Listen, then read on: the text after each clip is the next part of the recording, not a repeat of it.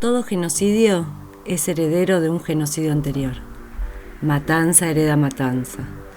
La desmemoria hereda olvido. La impunidad traslada el espanto una y otra vez y la invisibilidad se instala. No existe genocidio sin la complicidad de las mayorías, y no existen mayorías sin una buena coartada que justifique la indiferencia y el silencio general frente a la matanza. A lo largo de la historia se cometieron numerosas aberraciones que grupos étnicos o estados nacionales enmascararon con distinto ropaje para eliminar al otro, al que se desviste de memoria y se le sustituye el futuro. Se lo desnuda en su condición de hombre y se lo invisibiliza para luego exterminarlo. El otro es extraño, extranjero, diferente, anormal o subhumano. Es otro que no comparte las cualidades esenciales del grupo que ejecuta la matanza. No debieran nuestros escritores insistir sobre la crueldad de los españoles para con los salvajes de América. Ahora como entonces, nuestros enemigos de raza, de color, de tendencias, de civilización. Quisiéramos apartar de toda cuestión social americana a los salvajes, por quienes sentimos sin poderlo remediar una invencible repugnancia. No son más que unos indios asquerosos a quienes habríamos hecho colgar y mandaríamos colgar ahora si reapareciesen en una guerra. La generación del 37, con Sarmiento a la cabeza, nos legó varios tópicos que han marcado a fuego la construcción de sentido de nuestra argentinidad. Conceptos que justifican e invisibilizan. Uno de estos conceptos claves es la construcción de la dicotomía civilización y barbarie. En este sentido, Navarro Floria nos advierte que en la historia universal las guerras se registran entre civilizaciones, pero nunca entre la civilización y un otro no civilizado, simplemente porque la noción de vacío de civilización que esto implica se contradice con la idea moderna de cultura. La conquista de la Patagonia fue una guerra en la cual una cultura, la latinoamericana criolla, parte de la civilización occidental y capitalista, materializada en el Estado-Nación recién organizado y en sus medios de coerción, sometió por su superioridad técnica y numérica y desplazó espacialmente a un conjunto de culturas sumergidas desde 3 siglos antes en una profunda crisis y en un proceso de movilización y homogeneización entre sí y con el entorno europeo criollo que las acorralaba. Otro de los peligrosos conceptos que atraviesan la época es el del desierto. Sarmiento será el vocero de aquellos que consideran la extensión territorial como una deformidad. El mal que aqueja a la Argentina es su extensión. El desierto la rodea por todas partes, se le insinúa en las entrañas.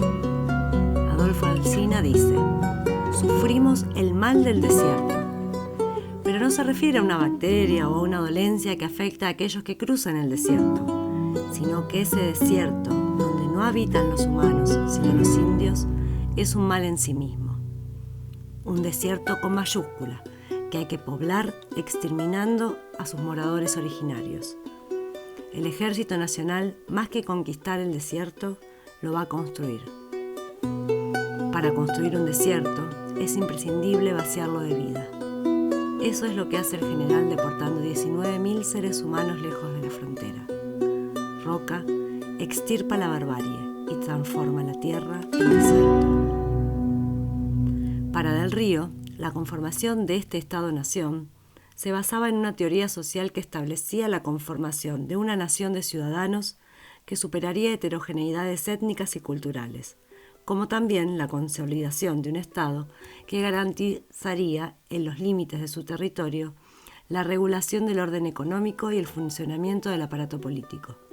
El indígena representaba a un otro externo a la nación, pero interno al territorio que el Estado reclamaba como nacional. Se desarrolla entonces una mitología del desierto, en la cual se construye el territorio como desierto y a sus habitantes como salvajes. Hasta mediados del siglo XVIII, la sociedad blanca controlaba una franja muy estrecha de tierra. Al sur y al oeste de esa frontera era todo territorio indígena. En 1780 el virrey Bertiz establece la frontera en el río Salado.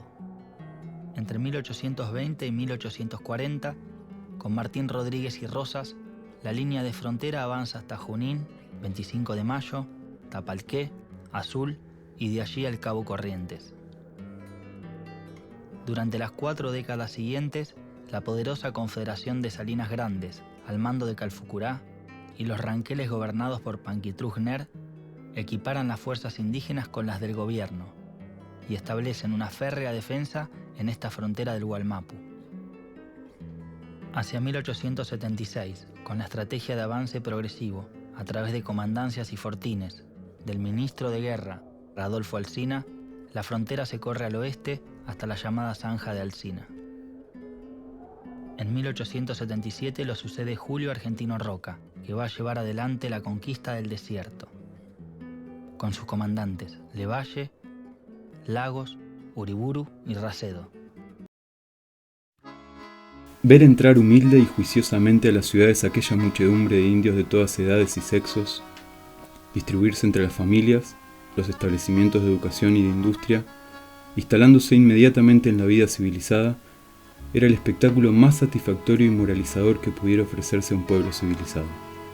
La transformación patente de la barbarie en la civilización, el momento visible de la dignificación de la humanidad, el hecho palpable de convertirse el elemento de destrucción en elemento de progreso. El proceso de consolidación del Estado y el consecuente éxito de la conquista militar de los espacios indígenas derivó en la afirmación de la definitiva soberanía del Estado nacional sobre estas regiones. A medida que las tribus fueron diezmadas por el ejército o por la viruela, arma de la civilización tanto o más letal que el Remington, se fue produciendo una nueva modalidad de ocupación del espacio patagónico.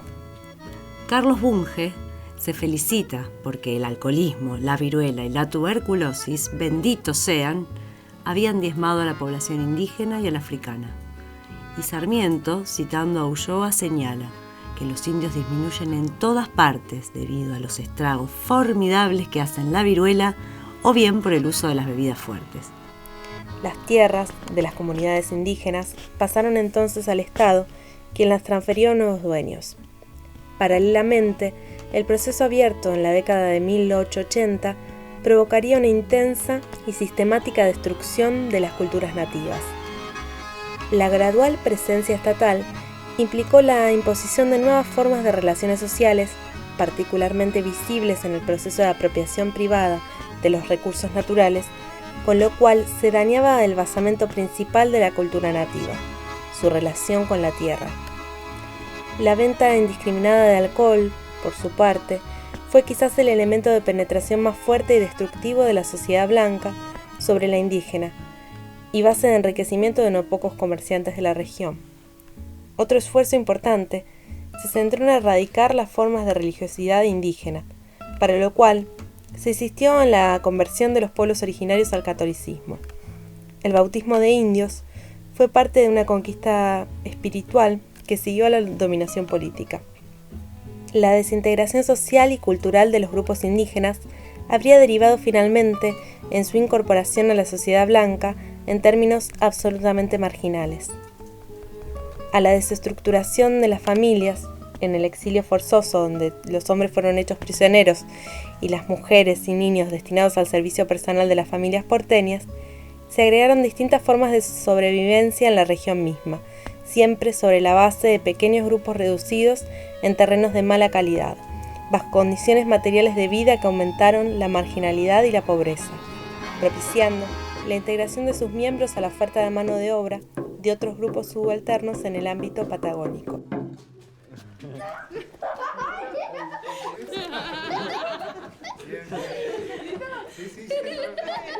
Este juego lo hacemos para empezar a hablar de lo que es el territorio mapuche. El territorio mapuche era una gran extensión de tierra, de territorio, que se fue achicando, ¿no? Que se fue achicando como se nos fue achicando a nosotros. Recién entramos más cómodamente, de repente empezamos a entrar menos, y nos tenemos que ir apretando, de manera que uno apenas alcanza a resistir o aguantar en un momento estar ahí, por un ratito nada más. Bueno, de la misma manera el territorio mapuche, que en algún momento alcanzó para todos, donde toda la gente vivía bien, con cantidad de tierra suficiente, se fue achicando, achicando, achicando, y es como nosotros estamos ahora. Algunos ni siquiera estamos ahí adentro. Algunos ya nos quedamos fuera. Algunos ya ni tenemos tierra. La lengua y la religión mapuche, posiblemente mezclada con antiguos ritos tehuelches, fueron elementos fundamentales de la identificación identitaria y de la interacción entre los miembros de muchos grupos sobrevivientes hasta avanzada la primera mitad del siglo XX.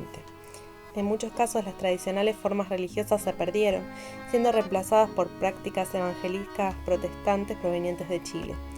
En otros, las pautas culturales mapuches se han recuperado más recientemente en el marco de la conformación de organizaciones que agrupan a las comunidades existentes.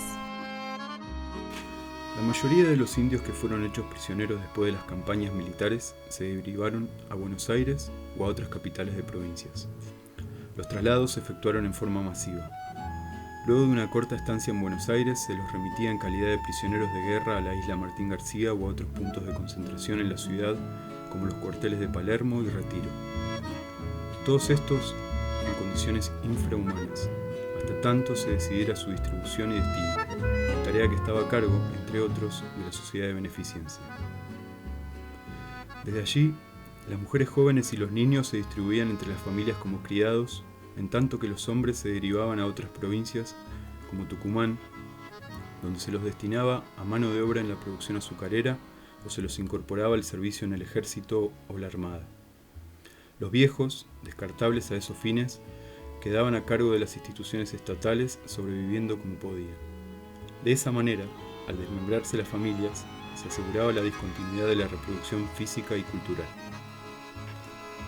Los niños son separados para no reproducir la infección del salvajismo, y las parejas son apartadas para que borren los recuerdos que recuperan en la unión de los cuerpos. Durante la primera administración de Roca, el reparto de indígenas prisioneros era una acción de carácter político dirigida a exhibir el poder del Estado sobre los cuerpos en toda su magnitud. Es necesario hacer un escarmiento con todos los indios prisioneros y no quiero que queden de ellos por allá. Tan luego como se desocupen los que tiene, mándemelos para transportarlos lejos de la frontera. Se buscaba el disciplinamiento y la desestructuración de las comunidades.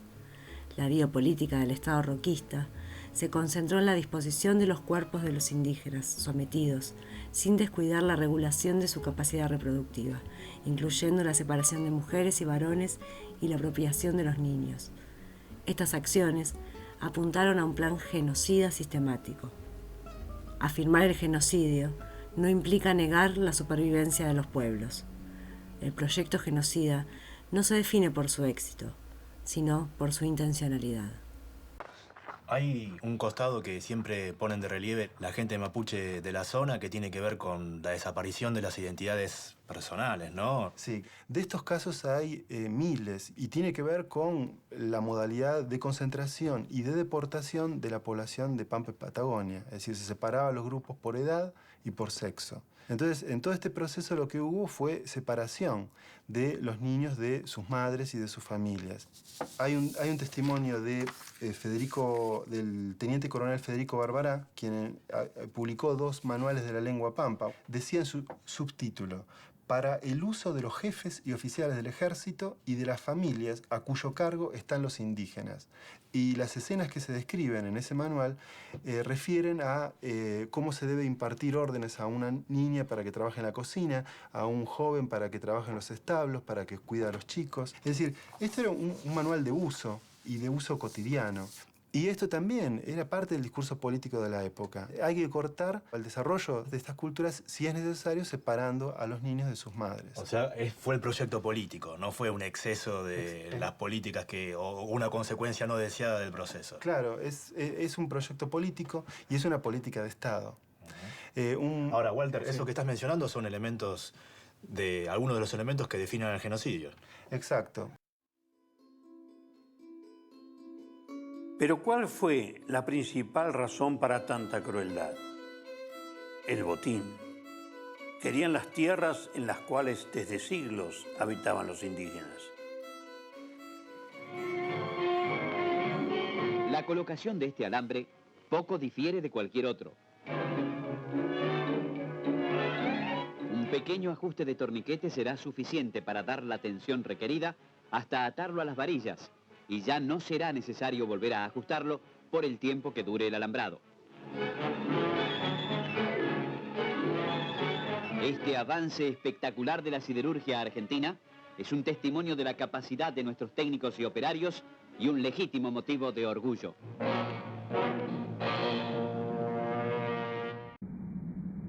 El gobierno publicó un informe elaborado por la autodenominada Comisión Científica que acompañó a Roca en el exterminio. Allí no dan vueltas acerca del objetivo que los militares tenían en mente.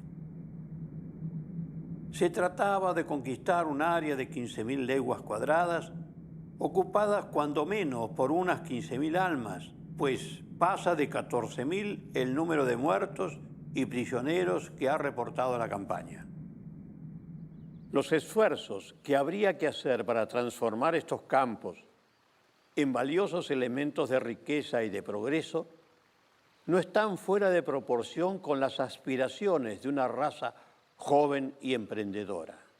Por otra parte, que la superioridad intelectual, la actividad y la ilustración, que ensanchan los horizontes del porvenir y hacen brotar nuevas fuentes de producción para la humanidad, son los mejores títulos para el dominio de las tierras nuevas. Precisamente al amparo de estos principios se han quitado estas a la raza estéril que las ocupaba. A confesión de parte, relevo de pruebas. Y así fueron algunos de los principales terratenientes y los más ricos quienes se quedaron con las tierras ancestrales de los pobladores originarios.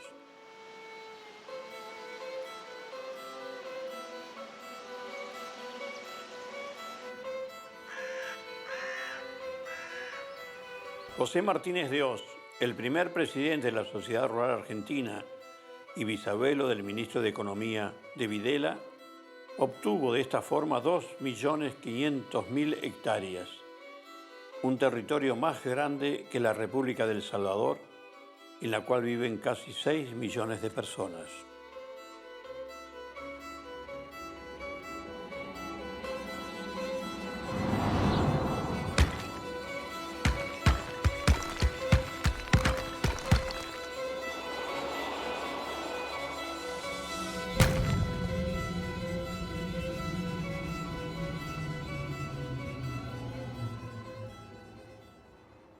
$30 millones de hectáreas robadas a los pueblos originarios.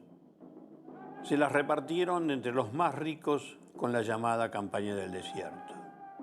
De esta forma surgieron esas grandes estancias que siempre impidieron que el campo fuera de quien lo trabaja en nuestro país. Luego de la conquista militar, surgió en algunos la preocupación por la incorporación ciudadana de los indios como parte del orden social que pretendía imponer. Incorporación o exterminio parecían ser entonces las alternativas en discusión. La preocupación de algunos por incluir al indígena, previamente civilizado, como parte de una comunidad culturalmente homogénea que se definía como argentina, se vinculaba también con la necesidad de generar identidades nacionales diferenciadas con el otro, en este caso chileno. La cuestión indígena como concepto remite a relaciones de subordinación de ciertos contingentes al Estado-Nación.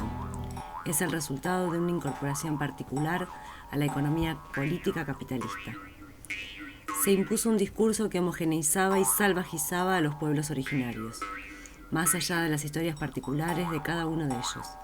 Se constituyó como hegemónica la idea de la misión civilizadora del Estado como valor universal, construyéndose una visión del otro fuertemente denigrada y una imagen de nosotros, comunidad nacional, como factor de civilización.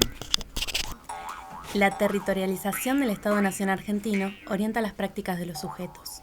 No obstante, los modos en que los sujetos residen en estos lugares pueden generar nuevas articulaciones entre posibles residencias, habitar proyectos propios o transformar los territorios en sitios habitables y consistentes para plantear pertenencias, compromisos conjuntos, antagonismos o luchas.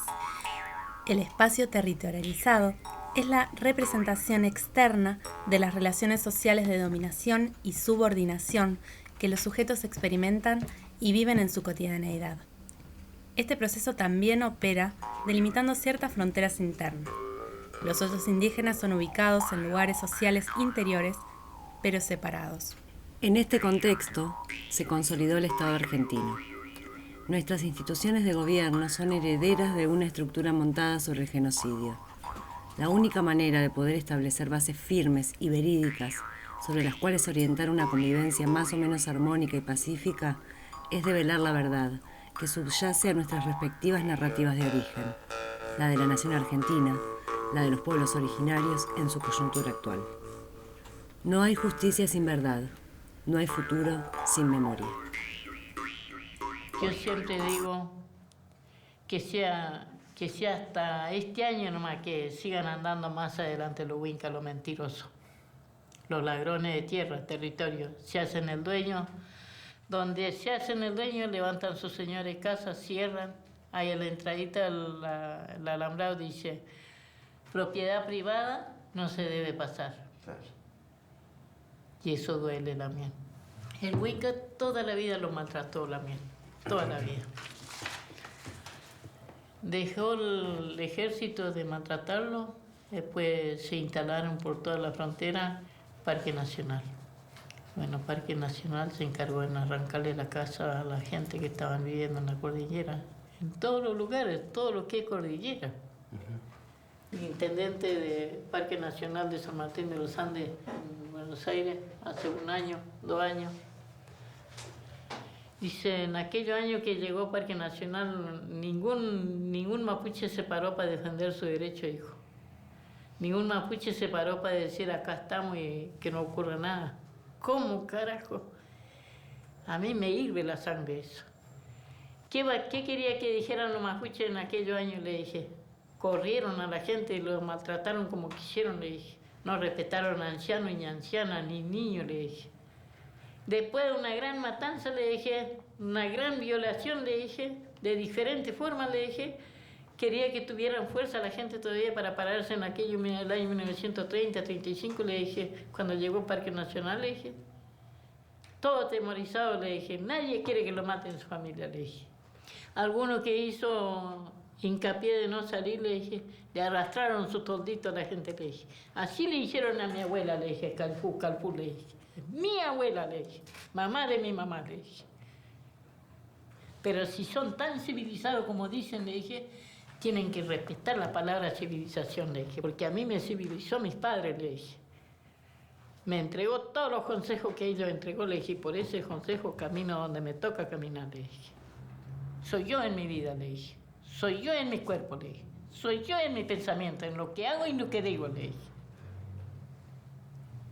Entonces le dije, el único que le pido permiso, nuestra madre tierra, le dije. Yo a los huincas no le pido permiso acá, le dije. Ya camino a Buenos Aires. Entre Enquelauquen me espera Lorenzo Pincén, descendiente de uno de los últimos loncos que resistió al Estado argentino hasta 1878. ¿Cuáles son los territorios Pincén? Comienza aquí desde Bahía Blanca hasta el Triunfo que está aquí en Junín, pasando por Chascomún, Salto, Pergamino, de ahí hasta Melincué en lo que hoy es Santa Fe, ¿no? La Carlota en Córdoba, Río Cuarto en Córdoba, Mercedes San Luis y San Carlos en Mendoza. 1878 Pincén todavía resistía acá. Sí, fue detenido en el 4 de noviembre de 1878. Hizo un desastre el Remington, ¿no? Esa mañana. Fue un crimen prácticamente de lesa humanidad porque mató a toda la gente que estaba durmiendo, mató chicos, mujeres, niños, todos ancianos. Fue terrible lo que han hecho. Una vez detenido Pincén, ¿a dónde lo llevan? Se reconoce como que el hombre estuvo preso en la isla de Martín García, porque la isla Martín García era el campo de concentración. Y donde Pincén entró, tiene orden de entrada, pero no tiene orden de salida. O sea que de ahí desapareció el cuerpo. Se lo llevaron ellos mismos. No sabemos a dónde, si lo dieron sepultura, a dónde lo arrojaron al mar, al río o alguna laguna, no sé lo que habrán hecho. Estamos buscándolo. Para nosotros es el primer desaparecido del Estado argentino, como República Argentina. Nosotros tenemos el primer desaparecido, que es el cacique Pincén, y que es el dueño de todas las tierras. Nosotros vamos a ejercer ese derecho, ¿no? Y reconstruir nuevamente nuestra nación. El buen Mapu. El buen Mapu que vuelva a sus manos, su tierra. Porque tenemos que dejarle algo a nuestros hijos y hacer algo por las futuras generaciones. Creo que lo vamos a lograr. Ahí estamos. Bueno. Hay que reconstruir, unirse, ¿no? Cuando quiera, ha sido un honor, Peñín. Esta es tu casa. Muchas gracias. Gracias, Peñín.